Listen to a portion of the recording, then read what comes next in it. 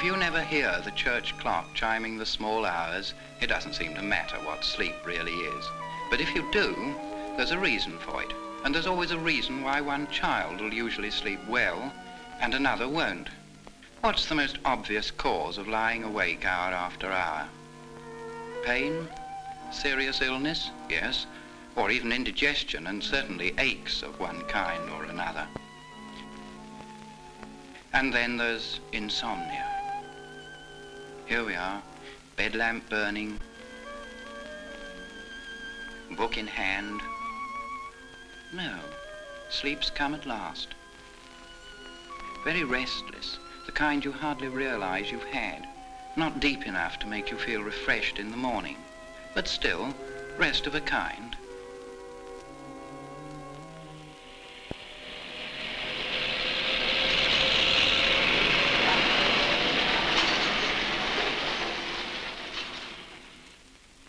If that lorry always went by just after 4 a.m., this probably wouldn't have happened, because it's unfamiliar noises that wake us.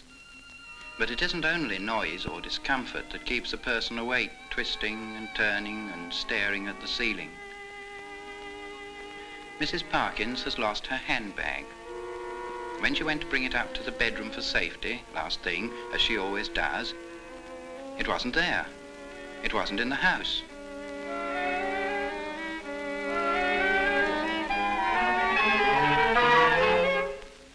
So, instead of settling down comfortably, she had to worry. Means going out first thing, getting all behind with the housework. I did have it coming out of Riggs. I must have had it there. Now let me think. Coming out of Riggs, did I go anywhere else? Did I go to the post office afterwards? No. No. Or did I? The bus queue, that's about it. Had the basket on my arm. Could easily have got jolted out. That means phoning the lost property and then the police.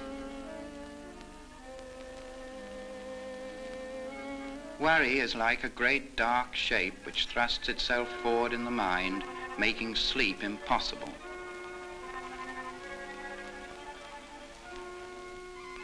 A bright shape can have the same result. Tom Meredith wants to be a professional footballer. One of the Spurs talent scouts was watching yesterday when Tom played a very good game on the wing. Playing a game mentally uses energy.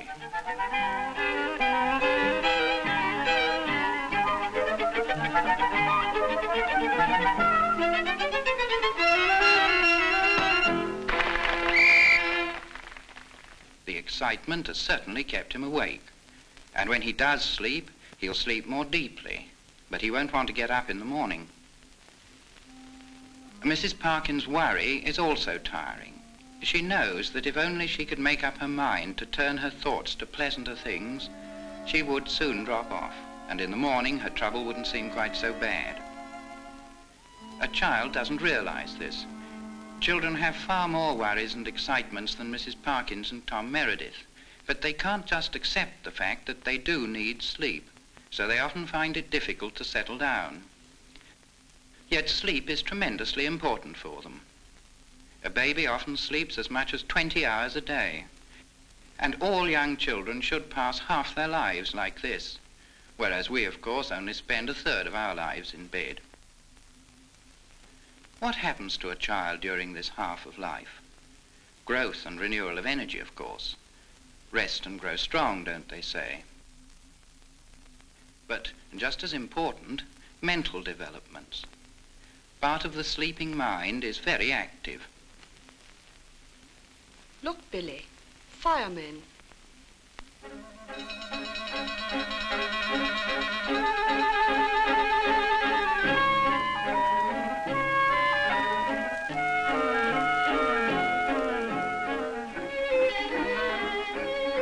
Billy may not remember this dream when he wakes up, but that doesn't matter.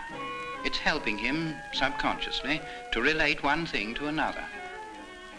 Actuality to make-believe, one effect to another. This kind of thing happens every night to all children. They sleep in countless different positions. One will hardly move at all. Another will get the bedclothes all tangled up. Some like to be tucked in tight and snug.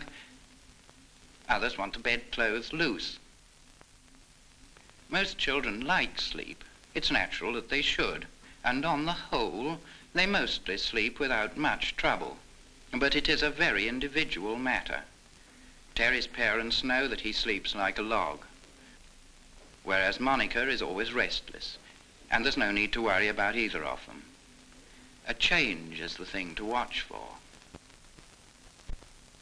Here's a child who's suddenly taken to waking up in the night. She needs a lot of bedtime story before she'll go to sleep at all, and, though her mother thought she'd long outgrown a nightlight, she cried for one. What is the trouble? Not noise, not discomfort, not strange surroundings. Nothing her mother can see. Worry doesn't often show very clearly in a child's face. Behavior like Madge's, though, is a pretty sure sign. Her present trouble began when she moved up into a new class. She'd got used to a teacher who seemed very kind and gentle. The new teacher seems much more critical and severe. She may not be really, but Madge thinks she is. Lessons are harder, and the difficult ones drag on for such a long time. Nothing unusual in this, but Madge is a sensitive child. This worry is always in the background of her mind and surges forward whenever she gets bad marks. The immediate cause of tonight's trouble was an unlucky incident last Monday.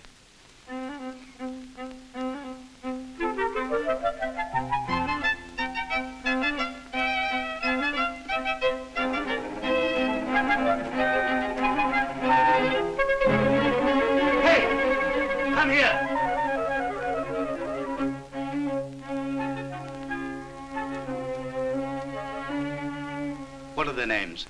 Come on. You know who they are. Snake. Jackie and Richard. And Mavis and Harry.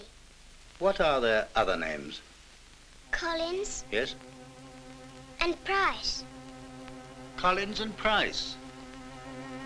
Ah.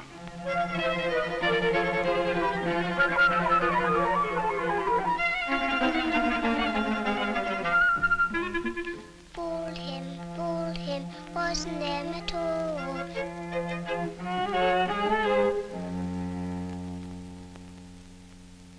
He'll go to Jackie's mother and Harry's father. Then who were they? Why did you tell lies? Mummy, if somebody knew somebody's names, but not where they lived, could they find out? Yes, dear. Of course they could. A simple answer to a simple question, not to Madge. Oh, that awful feeling of dismay. And fear. Nothing has really happened since that unlucky day, except in Madge's mind. Can't talk to Madge. Can't be friends with a sneak. She must be mad. All this is a bit mixed up with school worries. And now that Madge has at last dropped into a really deep sleep, her mind has an enormous amount of sorting out to do. It's going to be very difficult to get her up in time tomorrow morning.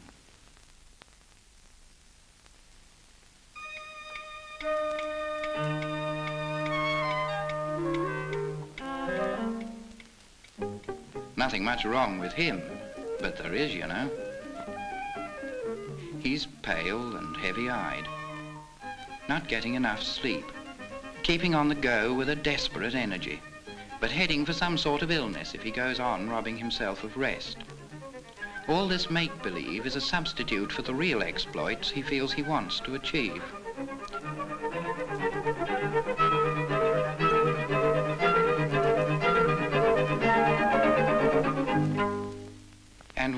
suggest bed, it's a case of all dressed up and nowhere to go.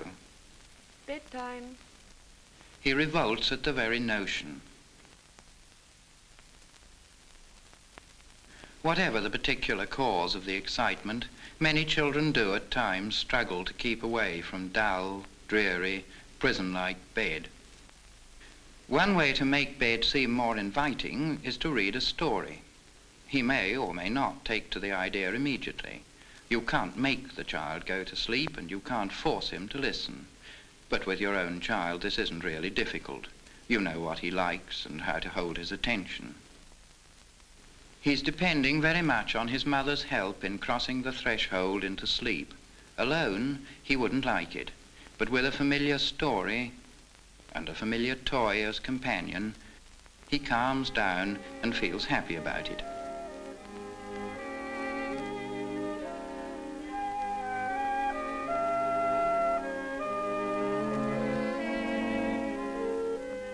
Sleep is a gentle thing.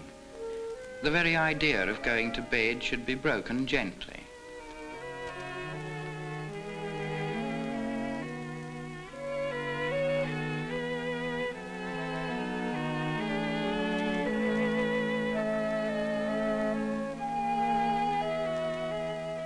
He'll probably wake early, eager to be on with his adventures. So, when you come to have a last look at him, it's an excellent idea to bring one of his toys all ready for the morning, when it will help him emerge from sleep into the real world again. Claire is another child who takes a long time getting to sleep. Remember, we are deliberately looking for problems. She sometimes wakes up screaming, and once or twice lately has wetted the bed. Claire's mother's the trouble here.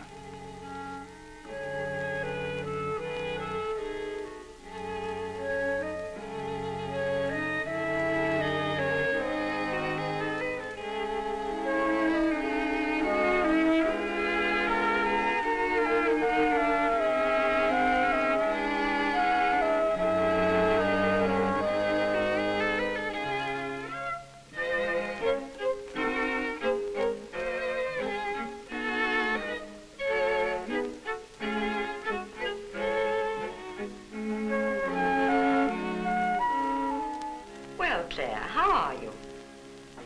Quite well, thank you. Do you think she looks a little tired? But I suppose she has to work very hard. We just can't stop her. And so clever, you know. And so grown up, really. I did admire your needlework, Claire. Oh, everything has to be just so. Claire chose that bracelet. She has good taste, hasn't she? Poor kid. What a very subtle form of torture. And of course quite unintentional. It's just mother, mother, mother all the time, swamping the child, setting her impossible standards. Impossible because they're adult. And Claire is a child, and no misguided notions of perfection can make her grow up before her time. Look at Claire's bedroom. There's nothing of Claire in it. This is just Mother's idea of the perfect child's room. It's also right. Claire hardly dares to touch anything. What a strain it is, trying to please Mother all the time. When she grows up, is she going to want her mother to choose window curtains for her?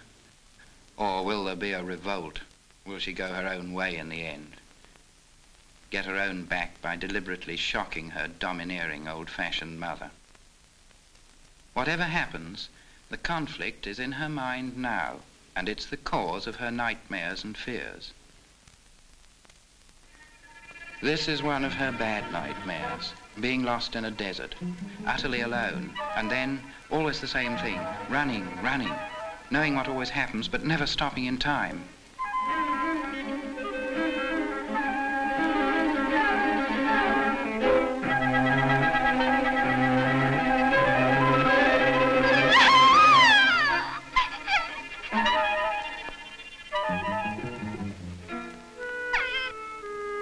Whatever is the matter? There's nothing to be afraid of. The matter is that all her life Claire has been pushed forward by her mother, never finding her own feet, never feeling the ground solid beneath her.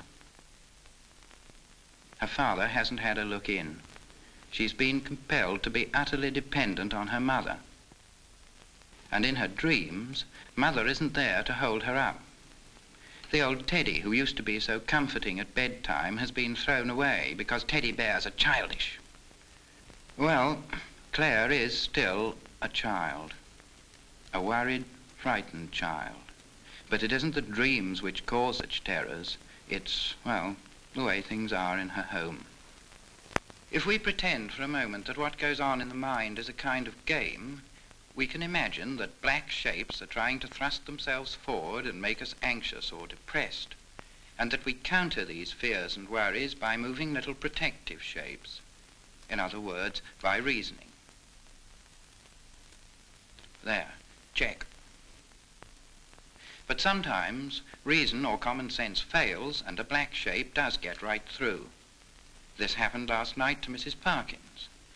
But now she's dealing with her problem. We usually can deal with our worries because, as it were, we know the moves and know we can make them. But now come down to the child's level. The same game, but how different it seems.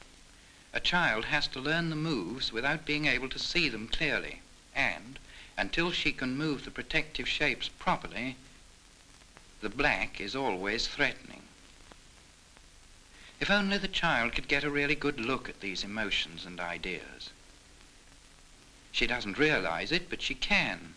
During the half of her life that is sleep, her mind does see more of the game. That's why sleep is so much more important to her than to her parents, because for the child, it's a vital continuation of waking life, not just a blank interval. But how about the child who worries in bed and doesn't sleep well? She feels she dare not leave the board, but must keep on struggling to move those protective shapes. If she relaxes, an awful fear will sweep forward and never move back. A sensitive child dreads being laughed at and keeps her fears to herself. You seldom know exactly what's wrong. Nevertheless, you can do a great deal to help simply by reassuring her, making her feel that, well, we all have our worries, but we get the better of them in the end. Making her feel that you'll always be there to help when she needs you. It will take time for her fears to die down, and during that time you should try to shield her from fresh worries or excitements. Knowing now that she isn't going to be laughed at or scolded for being silly, the child is relaxing into sleep, confident, as it were, that her parents will always come to the rescue when the game gets the better of her. You can never make a child go to sleep. He has to like the idea. But now, one morning, whatever was this? At 7 o'clock, no little red engine. Mrs. Ransom's hurry barked, bow, wow, wow. It's never been late before. Is he going to drop off quickly? This depends a lot on how he was prepared for bed, on whether his bedtime routine was what he's always been used to. It depends also on whether his mother had the time and patience to avoid jerking him away from his toys, to lead him firmly, yet gently, away from the day towards the night. And polished it and stoked it and got up steam. But when he took the brakes off, shh, sighed the little red engine, and didn't move. The driver tried again. Chuff, chuff, shh.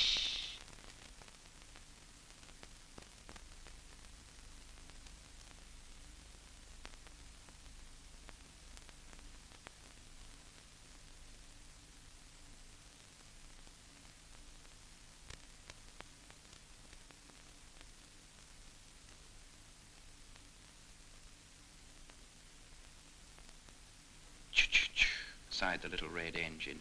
Ch-ch-ch, sighed the little red engine, and didn't move.